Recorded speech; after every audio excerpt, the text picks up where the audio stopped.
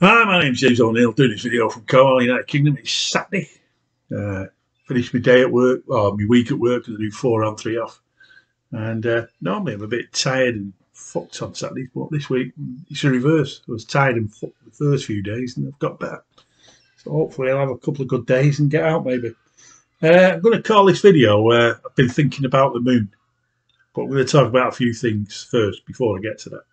It's going to be quite interesting what I tell you. And where's my book? There's something in my book.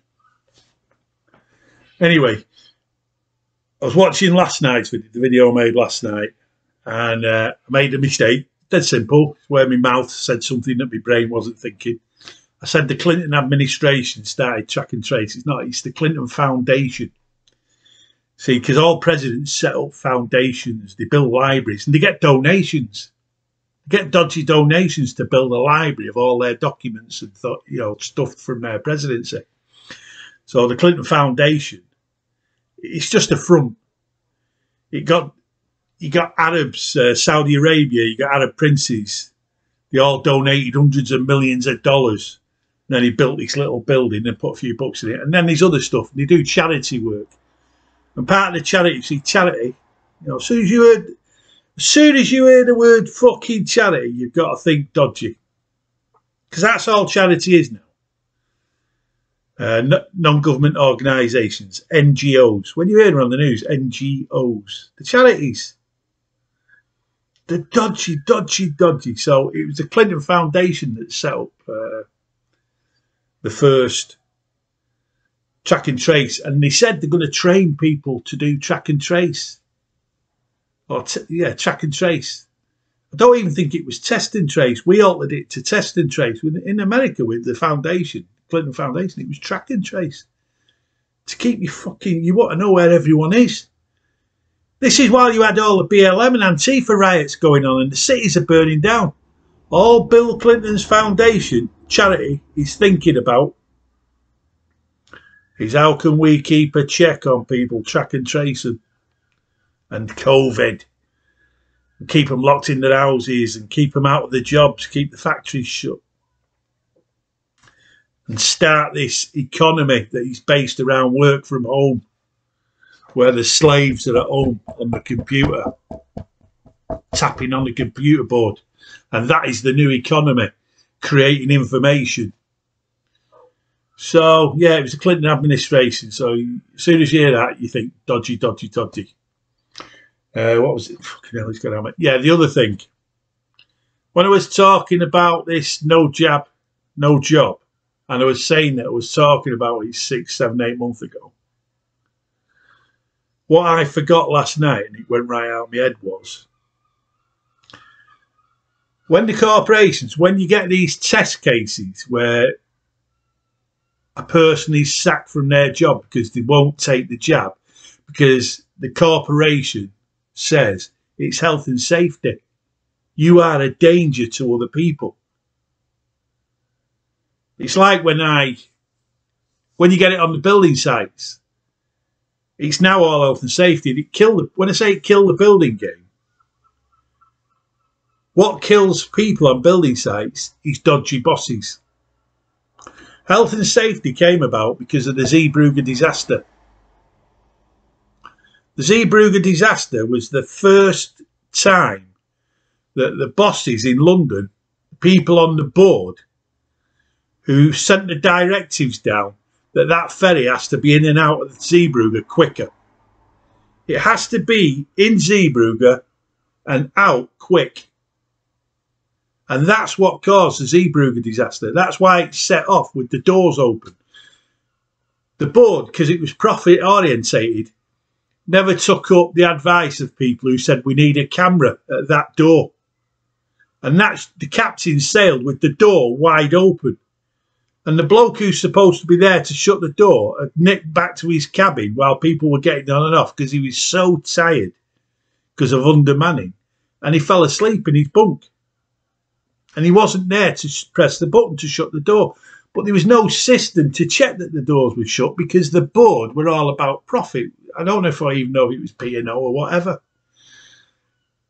And John Prescott, who used to be a seaman, a militant union seaman in the Merchant Navy, he was the minister who was responsible to take them people to court, the board members, the leaders of the company.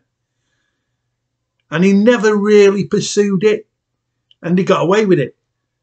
So the people at the top in London, the board members in the City of London, all the company bosses, he thought, wow, that was close.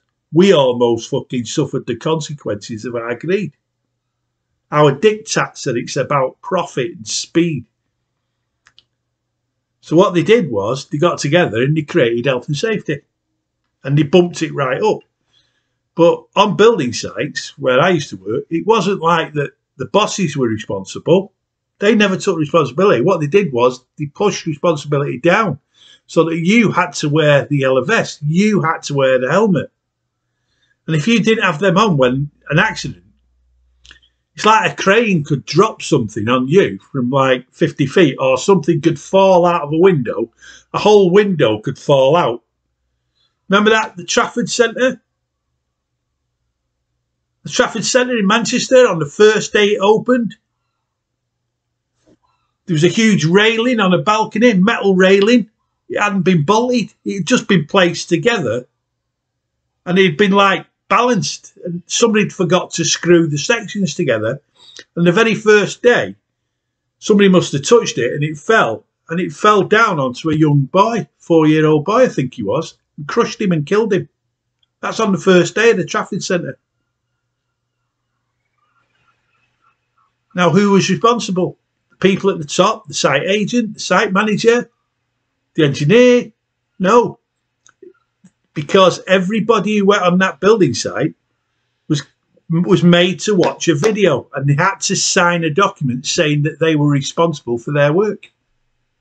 Not the overseers. They were responsible. The person at the bottom is responsible for the work. So that railing, yeah, the guy who did it was responsible, or the guy who forgot to bolt it together was responsible. But the person who supervises it is not responsible, because the guy at the bottom, the worker, when he came on that site, because of health and safety, he's had to do a safety course on his very first day. And he's had to like watch videos, and he's had to go through the booklets. And then he's had to sign a document saying that he has watched the video, he's read all the documents, and he is responsible. Where the fuck am I with this? Yeah, so what's going to happen is with this no jab, no job, it's our responsibility. And that's what they're going to try and make it out, health and safety. So that's going to be the test case when they sack somebody. Now, here's the thing. This is what I said 6, 7, 8 months ago. This is what I forgot to say last night. So imagine a person goes to work. They say, no, I'm not having it. And they said, right, we've warned you. You've had your 3 letters. You've had your 3 written warnings. You're now sacked. Your employment here is finished. Yeah, fair enough. I'm prepared to lose my job. So that person then goes to the job centre and they say, right, I've come to register as unemployed and get the benefits that I'm entitled to. And the job centre is going to say, no, you've made yourself unemployed. You see, you can't leave a job. I think it was John Major's government that made it illegal. It might have even been Tony Blair. Made it so that you do not get any money for 13 weeks if you leave a job. Or if you have, and there's also a section that says, if you create a situation where the company sacks you. Remember that big, not scandal, but that big to-do about your appearance, where the job centre would send you for a haircut and also arrange it so you had some decent clothes to go for an interview. Because one of the ways that you don't get a job is you go fucking scruffy. Ring through your nose, tattoo on your forehead, long scraggly hair, you've not had a wash for 3 months, your clothes smell, your shoes smell. Well, you're creating a situation where you're not employable. Well, the job centre has a right to actually stop your money for that. But they also do not let you sign on for job seekers allowance. Because remember, it's job seekers allowance now. It's not unemployment benefit. It used to be unemployment benefit, and then the words got changed to job seekers allowance. So you have to be looking for work to get that allowance. It's an allowance now. And you have to be a job seeker. You have to do the things that they tell you to do by law. And if you do not follow that to the letter, they take your allowance off you that they allow you to have. But one of the rules is that if you create a situation at work whereby your employment is terminated, that when you come to them, they will not allow you that job seeker's allowance. So your family has no income for 13 weeks. But there is something where you can go on where you're destitute. You know, you have to go on the social security, whatever. But basically, the job seeker's allowance, what it is you are fucked, but you're not on their books. That's what it's all about. You're not on their books as an unemployed person. That's the main thing. That's all they're interested in, having less people on the books. So they create all these ways of not letting you sign on and you become a statistic on their books, because they don't want huge numbers of unemployed people. But with this, what they'll do is they will make it, and this is what I was saying 6, 7, 8 months ago. They will make it so that you've made yourself unemployed, so you're not entitled to any money. Now that's going to be a test of character for people, a test of faith. That's like threatening your children with starving, no food for your kids, the bills aren't paid, you lose it. Even if you've got a council house, you lose it. Your kids are screwed. Your wife's screwed, your partner. Even if you're a single person or single mum or whatever, you've got all these fears behind you that you won't get the money. Now let's see if that comes out in the press in the next few months, where somebody all of a sudden says, if they find that people are defying them and they're not getting the jabs, that story will be leaked in the paper or somebody will say that. Let's see if that happens. Right. So the moon. Where's my book? Can't find it. It's here somewhere. But the moon is in my book. So when I was writing my book, sat at the computer, I just sat there in the corner, typing away, and I could feel her presence behind me because my baby was 11 months old. But God's told me to write this book, hasn't it? You know, God's told me to write this book. Sorry, love, you know, doing this book. Stop staring at me. Stop fucking looking at me back. Stop being unhappy. Stop filling the room with this negative energy. I'm just getting it. Once I get this book done, it's you again, darling.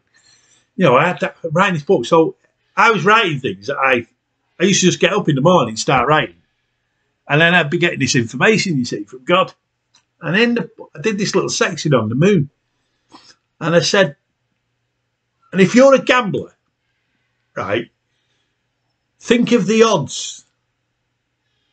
What are the odds that the moon, that is a quarter of the size of Earth, was placed in the exact position that it passes in front of the sun and it fits perfectly? You know, when you get pegs and holes, square, you can't put a square peg in a round hole. You get those little things for the kids where they pick up a peg and then they put it in, and it's a perfect circle and it fits in perfectly. And they'll have another circle, but that doesn't fit in perfectly. It's too big or it's too small, so it's loose and it goes all over. But you get that one and you pin it up and it fits perfectly. Well, the moon, this is what God had me right. The moon fits perfectly where it totally blots out the sun and it leaves a corona. Now, if the moon was further away, you'd see a bit of the sun round the edges. If the moon was a bit closer, you wouldn't see the corona and it won't fit perfectly. You just see light from behind the moon. But the moon is in that perfect position where it fits the sun. And I just heard a number before, 1/400th. the way the moon is, the moon is 1/400th the side of the Earth is 1/4, something to do with 1/400. So basically, it's 1 in 400. What are them odds that the universe has placed the moon perfectly in that position? So I made out like that God's done it. But I've been thinking about it again recently because all of a sudden God got me interested in the moon again, because I've been interested in flat Earth and I cannot get my head around the concept of flat Earth. But I respect people who talk about flat Earth and who believe in flat Earth. But I can't get my head around the concept. I honestly can't. I've tried. I cannot get my head around the concept of flat Earth. But I know there's something going, there's something not quite right. You know when you get that gut instinct? Now, when I wrote that in my book about the moon, that's all I wrote. And it was like the wonder of that. And I took it as, yeah, God has placed the moon there. But I'm now thinking God's put me to put that in the book, ready for the day that God gets me interested in the moon, to talk about it on YouTube. Because you might remember that God is in the future at the same time as being in the past, the moment of now. God is in all moments in time at the same moment. You know, time does not exist for God. So God has like got me to do that, ready for this. And what's happened recently is I've been getting interested in the moon. It's been over quite a period, but it's been a bit more. And then all of a sudden, Roger, remember when I told you that I got an email off Roger and he gave me a link to a video he made 3-4 years ago.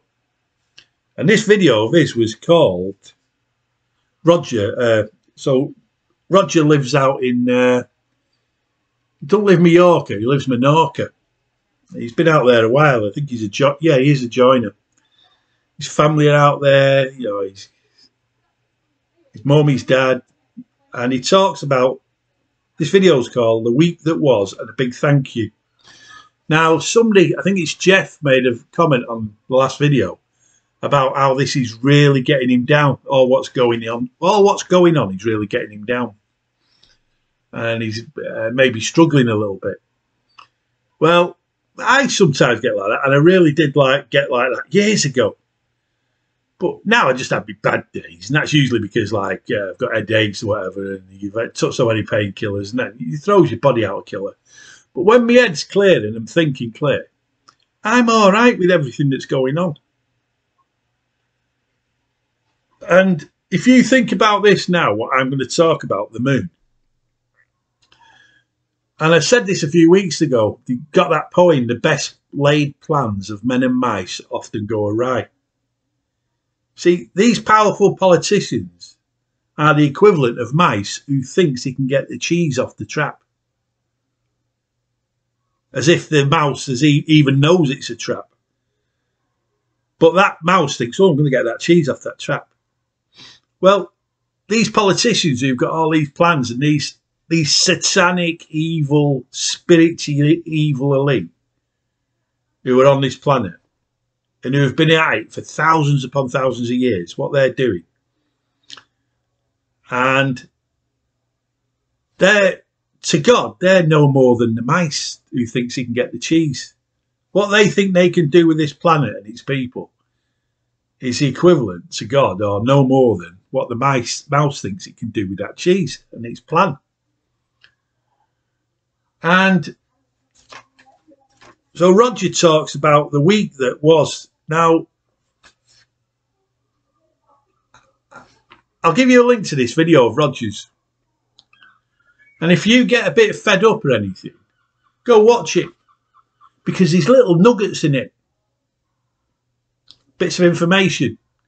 Now, why am I talking about Roger's video? Well, when Roger sent me his email and he sent me this link to this video, I went and looked at him, because you can tell a lot about a person when you go look at their site. So when you click on, say, James O'Neill, bottom left, you'll see my playlist, but it's my main site, Jim 1A, 2A. If you go click on that, and then you can see playlists, you can see videos that I've made, but you can also see playlists where I'm putting together my stuff. And you form a sense of the person from what they're interested in. Not what they've made. What they've made, yeah, you know who they are by what they say. But with the playlist now. So I usually go and look at them. So I went and looked at Roger's. Anyway, he's got a video there on flat Earth, and I sat and watched it. And I thought, yeah, this ties in with my interest with the moon that I've been getting interested in for a while. It's as though God's like saying, time to start thinking about it. Expand your mind. And so I'm going to give you a link to Roger's video. And it was, what was it called? Oh, it was something about flat Earth, but I'll put it underneath. But the main video I'm going to give you is, I'm going to give you two videos. The moon is not what you think. What they saw will shock you. And the other video is, the moon is artificial and I can prove it. Now, the first video, the moon is not what you think. I came across this a few weeks back. And I watched it and I thought, yeah, I'm going to talk about that. And this video has some big ideas about the moon. It's hollow. Well, both of them have actually. It's hollow. And it explains why it's hollow. It gives you scientific reasons why that moon is hollow. And it tells you lots of things. But here's something that I've thought of myself.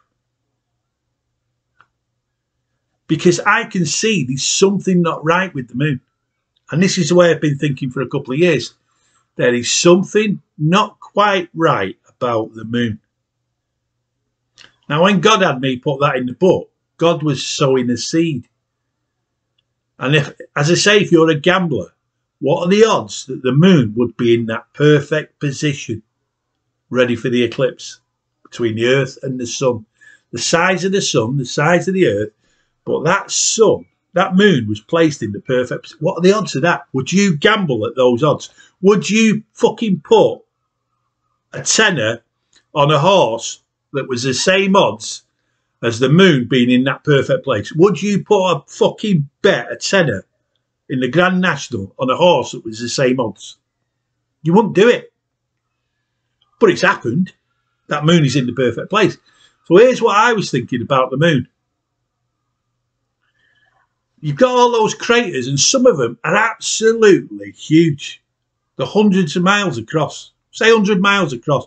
The crater is 100 miles across, which gives you the impression that a huge meteor has hit the moon so hard it creates a perfectly round crater. It's perfectly round because you can see the shape. Because the narrative of the scientist, and this is the thing, the scientist.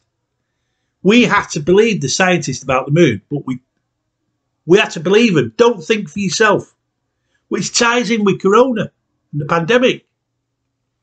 The scientists are telling us why the moon is like it is. And we have to believe them because they are scientists.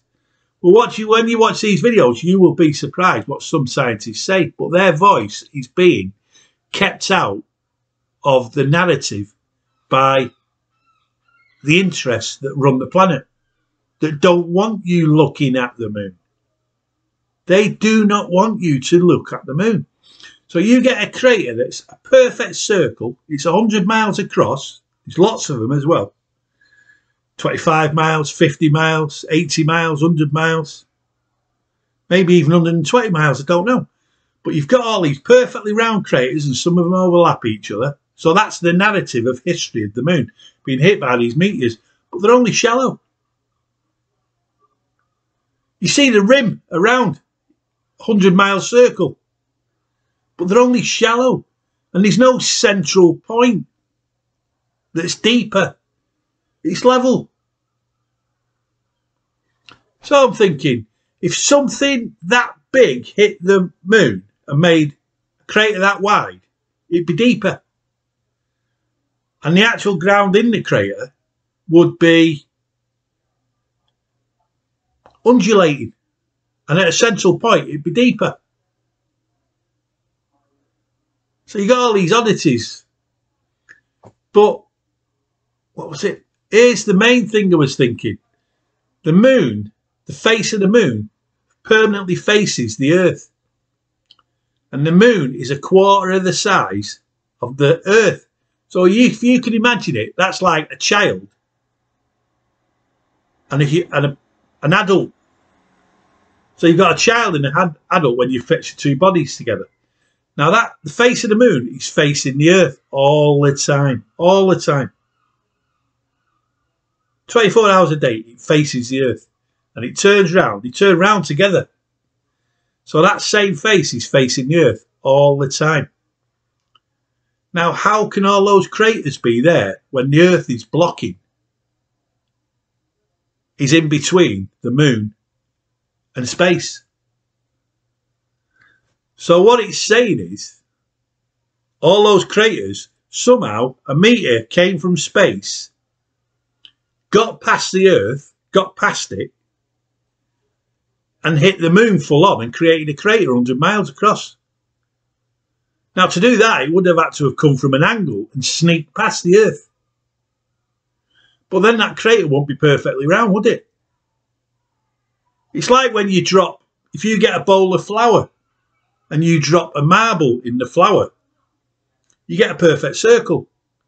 But if you throw a marble in from an angle, so if you put your hand, if you put something in between you and the flour, so you throw the marble from an angle, you don't get a perfect circle because it hits the flour at an angle and then sets it off that way in the opposite direction. Action, reaction.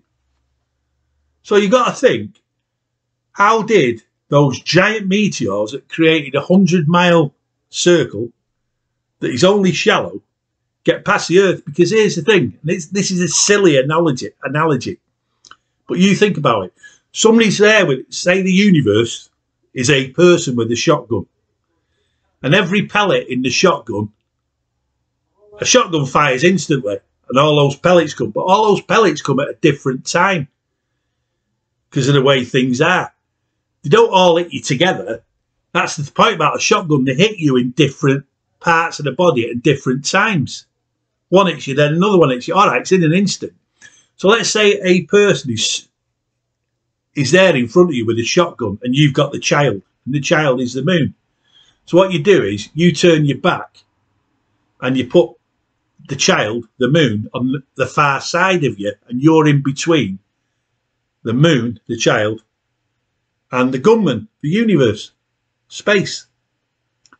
And space, the universe, fires a shotgun at you. Every pellet is a meteorite. Well, your body absorbs every fucking pellet because you are in between the moon and the universe, the child and the person with the shotgun. There shouldn't be craters on the moon because the moon doesn't turn so that it can be hit by meteors at any time of day. The moon always faces the earth. So the earth is always between the moon and the universe, space. So the earth is blocking the moon from space. Do you get what I'm saying? It's impossible. Now, I'm not supposed to think that way because I'm supposed to be of the mindset that I listen to the scientists. I listen to the politicians. If the American government put all those trillions of dollars into fucking NASA, who am I to say they're liars? They're all liars. See, what I'm saying is, with my thinking, I'm saying that the politicians are liars. Everyone who works for NASA is a liar. The astronauts are liars who went to the moon. Or the narrative of what they did at the moon is something else than what we're being told. But the main thing is the scientists. I'm saying that the scientists are not telling us the truth. Well, surprise, surprise. Here we are now, 220, 221. Because remember, this started in 2019 in China. 19, 20, 21. It's going to go on forever. Well, we are being told to believe the scientists. So last night when they said they're going to make the scientists are going to slowly work it that it's a health and safety issue. That's why we have to have the jab. Otherwise, we're endangered people. But if you think about the moon and you watch these videos, I'm not telling you that the moon is hollow. What I'm saying to you is my instinct, but also my common sense and logic. Instinct, common sense and logic. These are the things that keep people alive. These are the things that protect people in times of trouble. God gave you those instincts for a reason.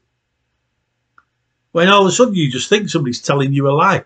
When you're listening to somebody and that little inner voice tells you they're telling a lie. Well, this is how I am about the moon now. Can I prove it? No, I can't. But it's impossible for the moon to get all those craters when the Earth is in between the moon and space. There's only a 250,000 gap. And when you watch these videos and you see the moon and the Earth, it's too close for a meteorite to get past that it can create a 100-mile perfect circle. And it's perfect, which means it's been hit head on. It's as though a marble has been dropped into the flower from directly above. It's not been thrown from an angle. It's a perfect circle. But again, those craters are too shallow. See, I could get hung up and say, oh, look, that flag was waving when they landed on the moon. There's no wind on the moon. Or I could say other things. Or you can see, there was one video I watched. It might be this Gaia video. It might be in this Gaia video where you've got the astronauts. One of them starts pulling at the other one. And he says, oh, he's pulling the wire. And you see his T-shirt. It's like, you see that like that? It's as though one of the astronauts is in a live feed. He's trying to say to the people watching, this is a lie. It's like if you were signalling in a hostage situation, you wanted to signal a message and you did a secret finger movement or something. Well, there's like 8 astronauts or something on the science lab or something. And one of them's going like that and he's pulling it as though he's moving his hand at nothing. And his fucking shirt's going up with his hand. And it's as though he's pulling the wire that's keeping him pretending to be floating. Now, I think that's a bit, I can't prove that. And I would never say that proves something. But my gut instinct when I'm looking at this video, Gaia of the moon, and I'm thinking, yeah, it's impossible for all those craters to be formed. It's impossible. Because the Earth is always between the moon and the universe. And they're all too shallow. When you see the moon, you see rocks everywhere, you know what I mean? And you think, well, whatever. But then, if you start to accept that the scientists are telling us lies, then what you're looking at is the grand deception. And then you start to realise how big it is, the lies. Now, as Jeff said in the last, I think it's sure it's Jeff, he said in the last video, he's starting to get me down. Well, this could drag you down even further. But for me, this frees you, in a way, if you think about it, because God is on top of it. The best laid plans of men and mice often go awry. And these people who are organising all these fucking huge deceptions, or these aliens, David Icke, the lizards, you know, the aliens are amongst us in disguise, and blah, blah, blah. You could go, if you want to go that way, go that way. But I always say, and I keep saying it, the evil elite who rule this planet are not of mankind. They are spiritually not of mankind. Now, it may be they are not of mankind. They are some aliens. It doesn't really matter. But they are not of mankind. They are not me. I am something that is disposable to them. I'm a non-entity. I'm nothing. They have a purpose for me as a whole. In other words, this slave race. Like a slave race to them. Now, whether they are the same race, I don't know. But they are not spiritually of mankind. Now, who's going to save us? Well, God. And when will God save us? How will God save us? Well, I don't know. I haven't got a clue. But God saved me when I fell off that ladder. Scientists didn't save me. Politician didn't save me. Church of England bishop or vicar didn't save me. A religion didn't save me. I just calmly in my head said, I'll leave it up to you, God. And 3 pairs of hands got hold of me and put me back on the ladder. And that's what's going to save Jeff and other people when they slowly work their way to it. When people say, oh, Tim, you know, like, oh, you know, I wish I could think like you think, or do what you do, or say what you see things as you see. Well, it took time. I was 33 when that happened. I wasn't. No, I wasn't, was I? Oh, it was 2000 that happened. 55, 60. 2000. I was 45. 44, 45 when that happened. And it's been a progress, years of progress, and I've progressed from that moment. I didn't suddenly go to church and say, oh, hallelujah. But I also didn't try to start a church where I put myself across as God's chosen one. Fucking hell, the world's full of enough of them people. But I'm going to put these videos of the moon just to set you thinking. And think about yourself. And if you feel there's something not quite right about what the scientists are telling us about the moon, and there's some truth in these videos, or you get these thoughts, or you think about what I've said about the fact that the Earth is between the moon and the universe. So how can the meteorites get past the Earth to make those fucking perfect circle craters? As though they've hit them perfectly dead on. There's not a single angled crater. And you think, fucking hell. So then you just calm down and you go, well, God's on top of it. And these things are happening over tens of thousands, hundreds of thousands of years. All this evil elite, these people, these fucking entities that are not of fucking mankind. The solution might not be down the line for another 1,000, 2,000 years. 500 years, we don't know. But the only way to fight them is to start trying to see the lies. You might not realise the truth, but you start to detect the lies. And that's what it's about, detecting the lies. And coming to that place where you can see that something is a lie. All right, you might not know what the truth is, but it doesn't matter. But then, so long as you start to think, God's got that, that's too big for me. It's beyond my pay grade.